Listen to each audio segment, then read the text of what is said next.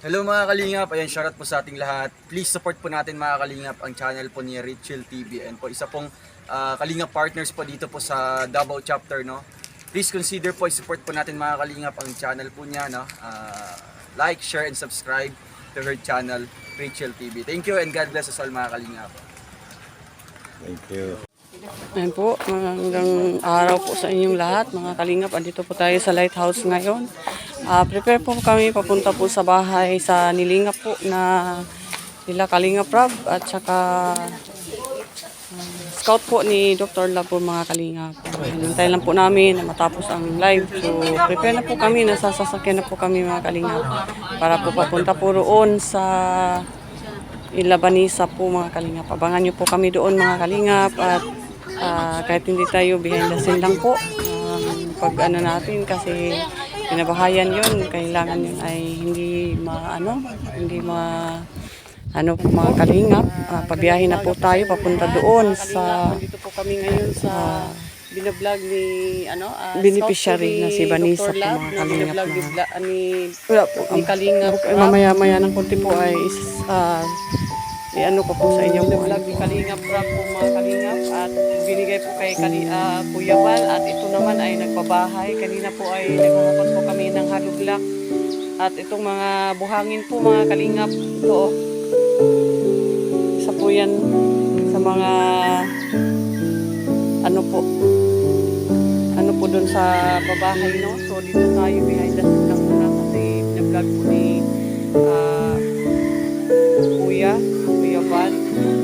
Tsaka isa din sa nag-vlog din sa kay Vanessa po mga kalingap ay si Rio Ugarte, no? Kasi may signal naman po kay Kuya Val. Kami po ay behind the scene lang.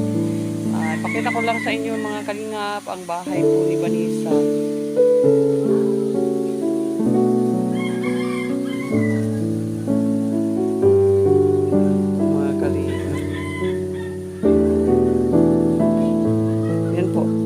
Yan pong lumang-luma na yan na trapal-trapal lang na mga kalingap. Ayan po ang bahay po ni Vanessa po mga kalingap, no? And ngayon po ay pinabahayan na po ni Kuya Val ngayon. Kaya kanina naghahakot po kami ng buhangin kasi dito po ako sa dait. Kaya po yan po. So pakita ko sa inyo po mga kalingap ang buong lugar po mga kalingap, no? Na kung saan makikita natin ang area ni Vanessa. Ito pong batang ito po mga kalingap ay wala, iniwan na po ng magulang, ama, ina at saka may kasama siyang mga 4 na kapatid na kawawa talaga mga kalingap. Pasensya na po, ako po ay humihingi ng tawad sa inyo kung hindi ko po makita sa inyo yung bahay dun sa area talaga kasi bawal po yun sa amin mga kalingap. So gusto ko lang pong ipakita sa inyo ang buong area kung saan po ay nakatira po si Vanessa. Baka mamaya po ay papakita po natin ang klase po ng lugar kung saan siya nakatira po mga kalingap. Tayo na po mga kalingap.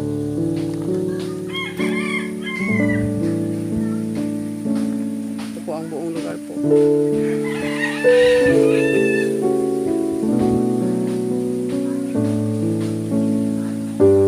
Yan po dyan ay mga kalingap po yun po dyan. Sa kasama po namin yan. Nahakot po kami ng buhangin kanina. Ngayon po ay tapos na. Nagantay na lang po kami sa signal ni Kuya Val kung saan ay aalis para sa ribbon cutting po ni Dan. Pabahay po na tapos na at si Kuya Val po ang magre-ribbon cutting. Yan po mga kalingap.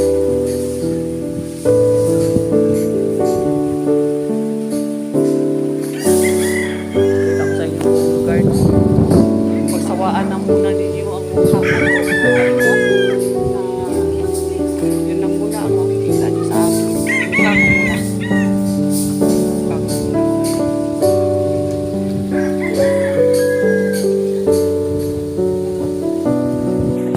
Kalingap ko. Ito po ang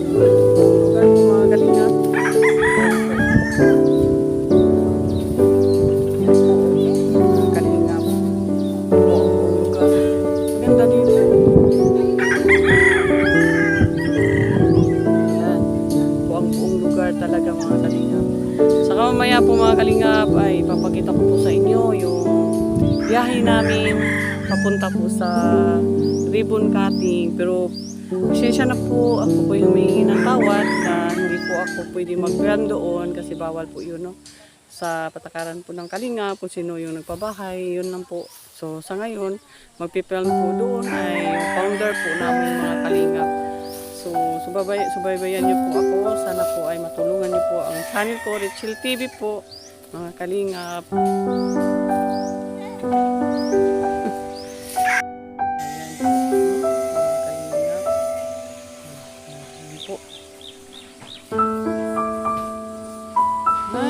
Po pala yung ipakita ko po sa inyo mga kalingap yung kung saan po si Vanessa po ay kumukuha po ng tubig po mga kalingap. Ayan. Ito po sa ano po ni Ate Edna. Ayan po mga kalingap, no, ang mahiwagang tubig ni Vanessa. Yan po, oh. Tingnan mo po yun mga kalingap.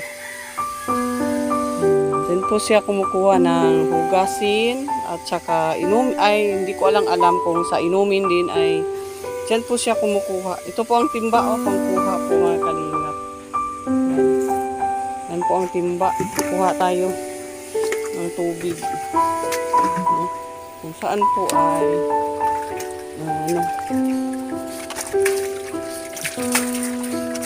yun, ay, nabasa pa ito. Nabasa pa tayo mga kalingap. Yan po ang tubig, no? Yan po. Nakakuha po tayo ng tubig.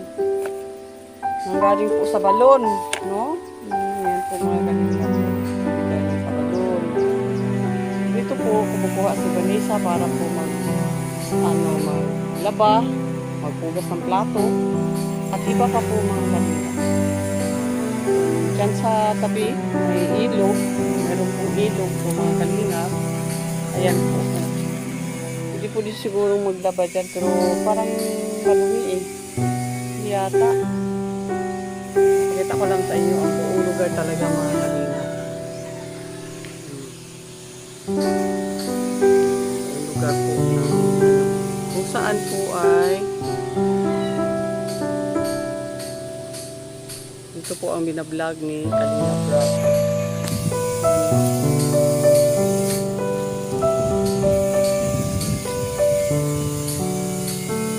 Magbabay ka Ate Catherine. Catherine vlog po mga Kalingap. Ayan po, pakisupport po. Taga Mindanao, pakisupport po kay taga yan siya, Cebuana po yan. Napakaganda. Gandang Kalingap partners dito po sa Dait Kamari Resort. Pero actually po taga Cebu po siya mga Kalingap. Bisaya din, Bisaya siya. Kaya dito po ay pwede po ako magsalita ng Bisaya kasi may mga Bisaya din na Kalingap partner si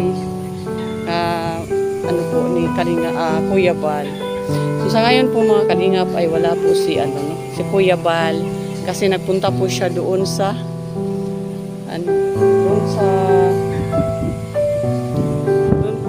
mga Kalingap. Punta po si Kuya Bal doon sa hardware para po kumplito na po yung materialis para po sa bahay po mga Kalingap gagawin para po kay Vanessa. So, pagkatapos po nito ay mga Kalingap ay diretso na po kami mga 2 o'clock sa ribbon cutting po sa bahay ni Kalingap Dan na yung tawag mo na yung panday po ni carpentero po ni Kalingap Rab na pinabahayan po ni Kalingap Dan po mga Kalingap. So ayun, punta sa hardware po si Kuya Bal para makumpleto na po ay yung gagamitin ng carpentero para po ay magawa na po yung bahay ni Vanessa. Si Vanessa po mga Kalingap ay napaka kawawa yung kalagayan talaga yung bata no na talagang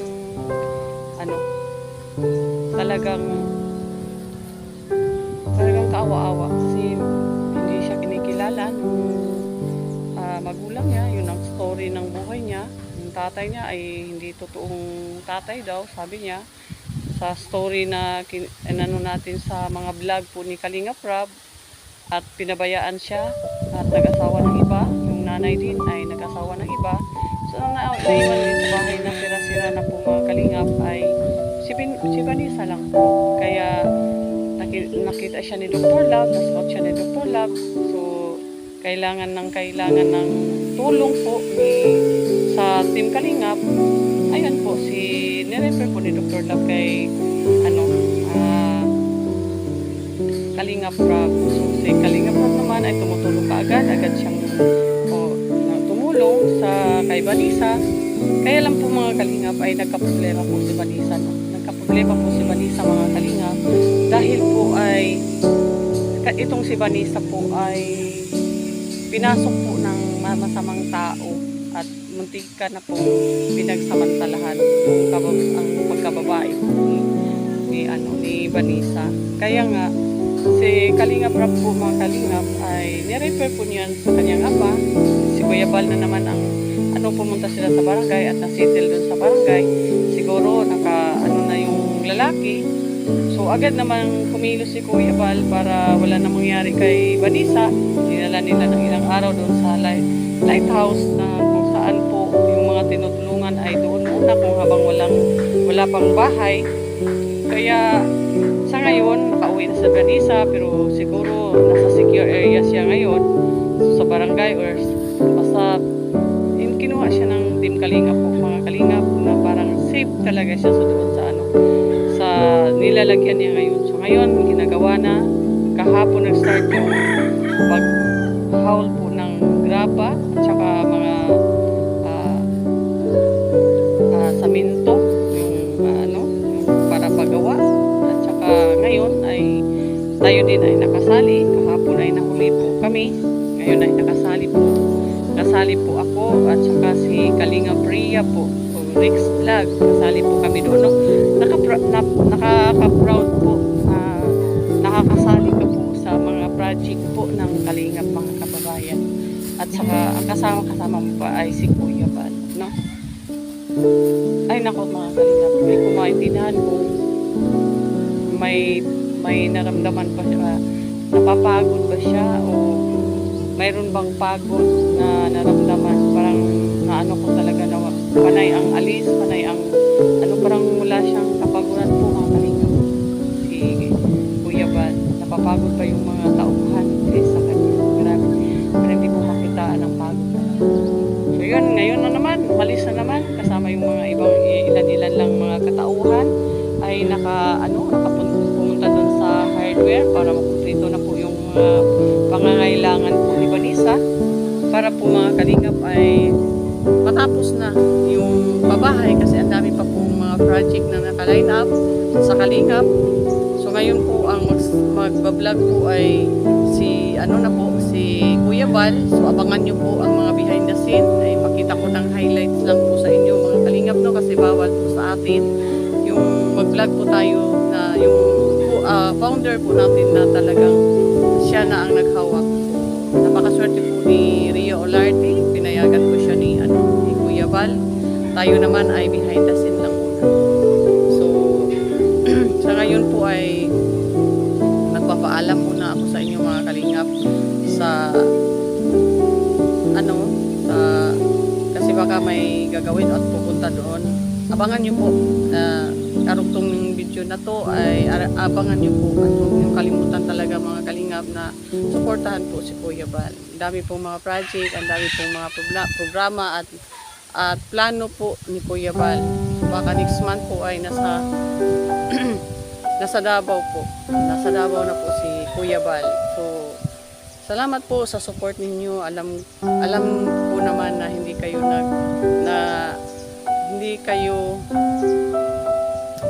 po kayo nagsisisi na yung taong tinutulungan po ninyo ay talagang mabait talaga mga Kalingap. Walang pag-iimbot at buong katapatan talaga mga Kalingap. Makikita ko po yun. Kaya dito lang muna sa ngayon, no? Ipakita ko lang sa iyo ang buong area po mga Kalingap. Ang buong area po ng kung saan ay nakatira po si Vanessa mga kalingap.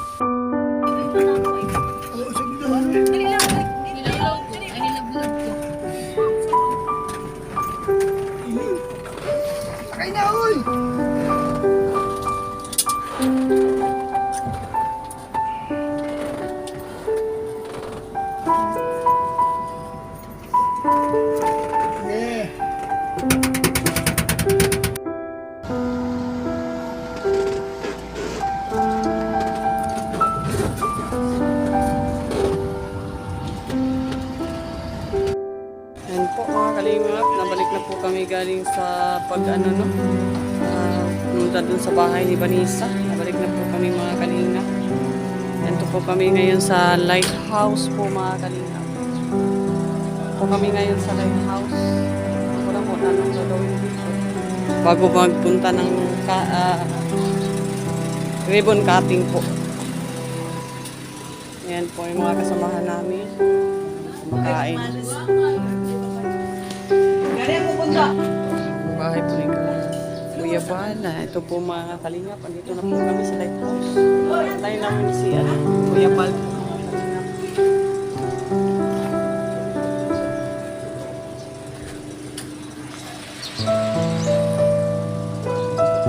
Ito po ang bahay ni Kuya Bal. Yan po ang lighthouse. Diyan po nakatira po yung mga ibang charity vlogger. Ito sasakyan po ni Kuya Bal mga kalingap. Dito na po tayo no, hanggang dito na lang po mga kalingap. Paki-like, paki-share po sa ating mga video.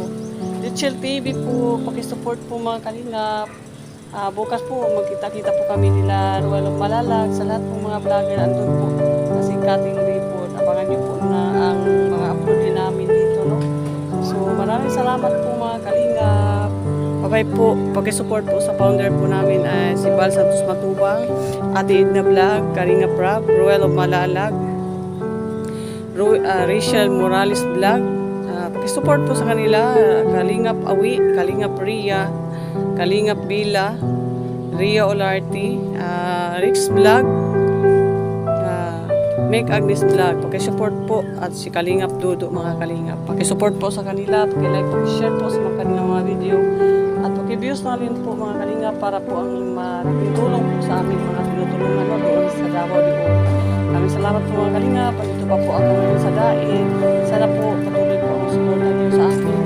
Sa ngayon po ay dito po muna kami sa Daig at hindi pa namin alam kung kailan po ang balik namin ng Mindanao. Maraming salamat po.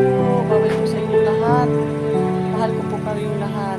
Rochelle, Rochelle Fanatic, Abid Pan, Rochelle Magnetic, lahat ng mga sa team ni Dudong po na nakasupport. Maraming salamat po sa inyong lahat. Lalong-lalo na po sa kagabi.